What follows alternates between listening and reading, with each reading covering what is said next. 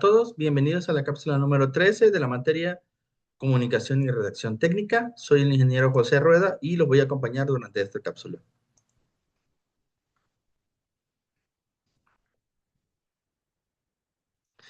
Muy bien, a lo largo de esta unidad hemos estado revisando un poco acerca del uso de los gráficos y sobre todo su impacto en la revisión, ¿verdad? Y en la implementación en la exposición, ¿verdad? En la presentación de los reportes. Una manera de entender los apoyos audiovisuales es con la aplicación que tenemos con la tecnología. El uso de software especializado de animaciones y simulaciones por computadora ha enriquecido las presentaciones orales. En ingeniería, la proyección de modelos tridimensionales, simulaciones de procesos industriales o análisis estadísticos en tiempo real permiten una mayor interacción con la audiencia. Sin embargo, es importante entender que la tecnología está al servicio del mensaje, no al revés. Es decir, hay que evitar abusos de la tecnología para las implementaciones, la presentación. Uno de los temas más interesantes a la hora de hablar de avances tecnológicos es cómo las herramientas de IoT o Internet of Things, también conocido en español como Internet de las Cosas, han ayudado a mejorar un poco la dinámica de las presentaciones. Con el desarrollo de software, no solo de CAD, o sea, no solo de dibujo asistido por computadora o de renderizado, sino también, por ejemplo, software como SolidWorks, como Words Intrepid, que son software diseñados para hacer simulaciones de multifactores o multifactoriales, cómo esto nos ha ayudado a hacer presentaciones más efectivas. Hoy día, yo les diría que es muy difícil encontrar una industria en la que no existan ya softwares diseñados para la simulación de cierto nivel de procesos, ya sea que sean profundos o no.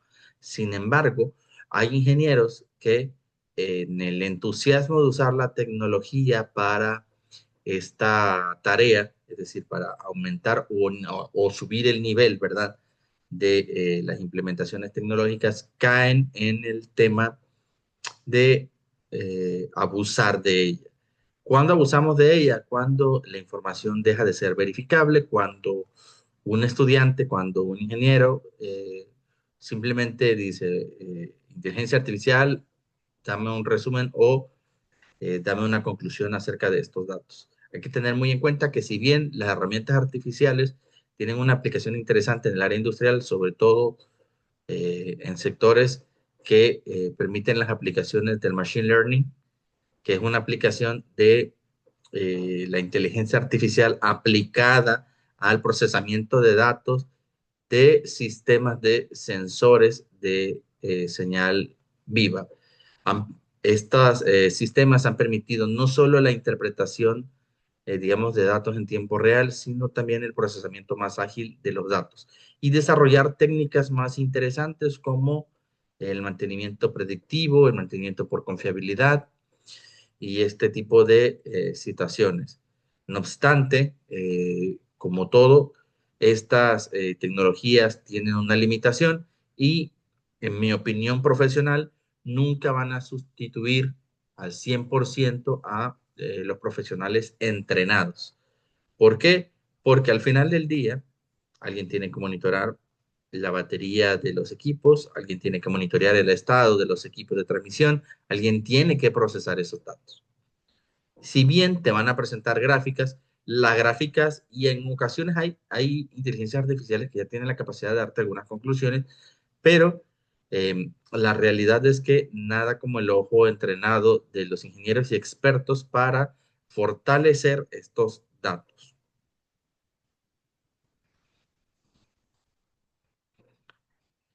Y bien, ya que entendimos que no debemos de abusar del uso de la herramienta de inteligencia artificial y de tecnología en nuestras presentaciones, debemos de entender que lo más importante para la presentación de las ideas técnicas es la claridad. La exposición de ideas siempre va a requerir un lenguaje claro, preciso y libre de ambigüedades. El expositor deberá adaptar el nivel de tecnicismo al tipo de audiencia utilizando ejemplos y analogías cuando sea necesario. La claridad se logra estructurando la información en orden lógico, como introducción, desarrollo de puntos centrales y conclusión. Una idea mal explicada puede llevar a interpretaciones erróneas y, por lo tanto, a tomar decisiones incorrectas. Algo que es muy importante decir es que cuando nosotros vamos a hacer una presentación técnica, debemos de tener todos los datos a la mano. En caso de que en la audiencia existan preguntas que pues deban ser resueltas.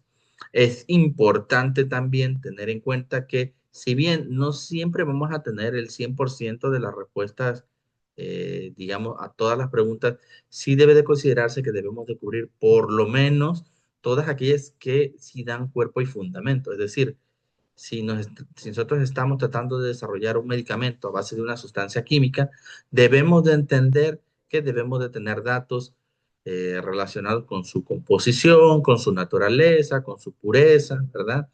En el caso de la minería, por ejemplo, si nosotros estamos hablando de la relación que hay de un mineral en una capa terrestre, debemos de tener en cuenta cuestiones como geología, como geofísica, ¿verdad? Como datos de geomecánica para poder hablar acerca de la profundización, ¿verdad? De estas minas. La organización y estructura del discurso es un tema importante dado que toda presentación debe contar con una estructura definida, una introducción que capte la atención del público y exponga los objetivos, un desarrollo que implique con detalle los contenidos principales y una conclusión que sintetice las ideas más relevantes. Esta secuencia garantiza la comprensión y facilita que el público recuerde los mensajes claves. Asimismo, la improvisación excesiva sin un orden establecido puede desorganizar la exposición, es decir, si con una explicación técnica o con una exposición técnica nosotros creemos que basta con improvisar, posiblemente empecemos a caer en redundancias. Y otro de los puntos importantes es el manejo del tiempo, sobre todo porque el tiempo asignado a las presentaciones debe respetarse cuidadosamente. Para ello, el expositor necesita ensayar previamente y distribuir la explicación de manera proporcional a la importancia de cada punto. Es decir, si bien va a haber puntos que no requieren una explicación más profunda, tal vez en la presentación haya 3 o 4 puntos claves que sí va a ser necesario exponer con mayor claridad. Y a estos debemos de apartarle un poco de tiempo adicional al que lleven otras secciones que quizás sean de menor peso. El ritmo adecuado de una presentación va a incluir pausas estratégicas que permitan, una, a la persona que está presentando recuperar el aire, porque recuerden que al final del día es una persona que está hablando, ¿verdad? También va a permitir que el público procese la información, es decir, que no solamente esté recibiendo un borbandeo de datos, de gráficas, de imágenes, de oraciones, sino que él tenga un espacio suficiente de esparcimiento para lograr una comprensión. Y sobre todo, hay que entender también que hablar demasiado rápido o excederse la extensión de un tema puede generar confusión y en ocasión pérdida del interés, sobre todo si no se identifican adecuadamente los componentes de los temas clave. Otro de los elementos muy importantes a la hora de hablar de los reportes técnicos es la interacción con la audiencia. La comunicación técnica no debe ser un monólogo, es decir, no debe, cuando vamos a exponer datos de procesos o investigaciones, no debe de ser una persona disertando sin acceso a preguntas y respuestas. Hacer preguntas, responder dudas, propiciar la participación del público va a enriquecer las presentaciones y sobre todo va a asegurar que los conceptos hayan sido entendidos.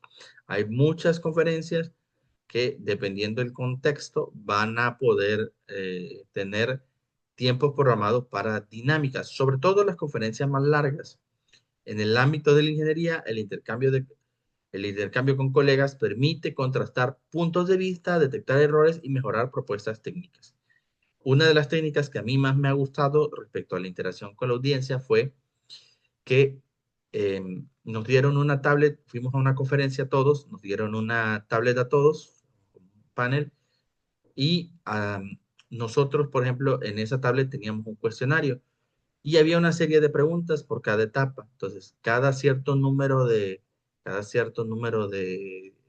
avances de diapositivas, vamos a llamarlo así, nosotros podíamos elegir entre una de las preguntas, las cuales iban a ser respondidas por el expositor. Y ustedes pueden decir, bueno, ¿y por qué la necesidad de hacer eso? Porque era un tema muy complejo.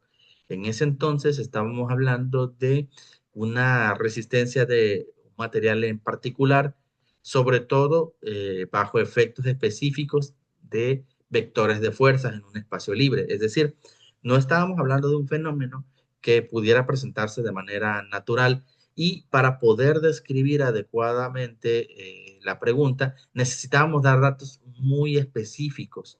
Por ejemplo, magnitudes de vector, direcciones, eh, puntos de aplicación, puntos de injerencia. Entonces, ¿qué sucedía? Si nosotros hacíamos una pregunta y no delimitábamos correctamente la información que queríamos que y caracterizara al vector sobre el que hacíamos la pregunta, entonces íbamos a tener como problemas. Entonces, lo que hacía esta aplicación es que nos daba unas preguntas de acuerdo, digamos, a una serie de parámetros que eran muy probables, y de hecho lo interesante era que el expositor tenía también identificadas las necesidades de los participantes y el nivel, porque era un nivel muy alto, la verdad, que las preguntas que estaban ahí eran las preguntas más o menos que se querían hacer, que realmente se querían hacer. Entonces, nosotros votábamos por la pregunta que queríamos que respondiera. Y al final de la presentación, él respondía las preguntas.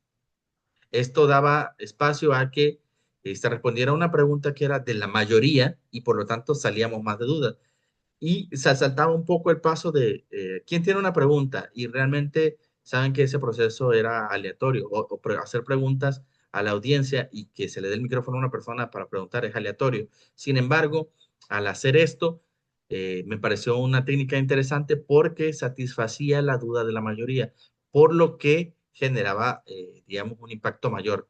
Y normalmente cada pregunta te ofrecía entre cuatro, o sea, cada bloque de preguntas o cada vez que tenías que seleccionar, te ofrecía entre cuatro o cinco opciones. De manera que el expositor respondía alrededor de dos preguntas, es decir, las dos preguntas de cada bloque que tuvieran mayor incidencia de votación, es decir, la que la audiencia realmente consideraba la pregunta clave. Fue una herramienta que la verdad solo lo he visto una vez en esa conferencia de Nuevo León, pero me pareció muy, muy interesante. Errores frecuentes con las presentaciones. Los errores más comunes son simplemente leer diapositivas sin explicar información adicional. Las diapositivas son herramientas, las pueden leer sin ningún problema. Sin embargo, es importante que, como expertos en el tema, ustedes aporten algo adicional, ¿verdad? Es decir, pongan ese plus ultra que representa su opinión técnica como profesionales. También puede ser un problema abusar del texto entre las diapositivas, usar colores y tipografías poco legibles. Se recomienda mucho que para presentaciones donde va a haber una audiencia muy grande se utilicen fuentes sans serif, es decir, fuentes que no tengan serifas, que no tengan decoraciones, ¿verdad? Y evitar colores que no sean contrastantes. Por ejemplo, no pongamos un fondo amarillo con unas letras blancas, porque la legibilidad no va a ser adecuada. Para eso les recomiendo que estudien correctamente cuáles son los códigos de color que funcionan para la marca a la que ustedes vayan representando y que tenga un contraste adecuado. Muy bien, eso es todo por la sesión número 13. Nos vemos en la siguiente cápsula.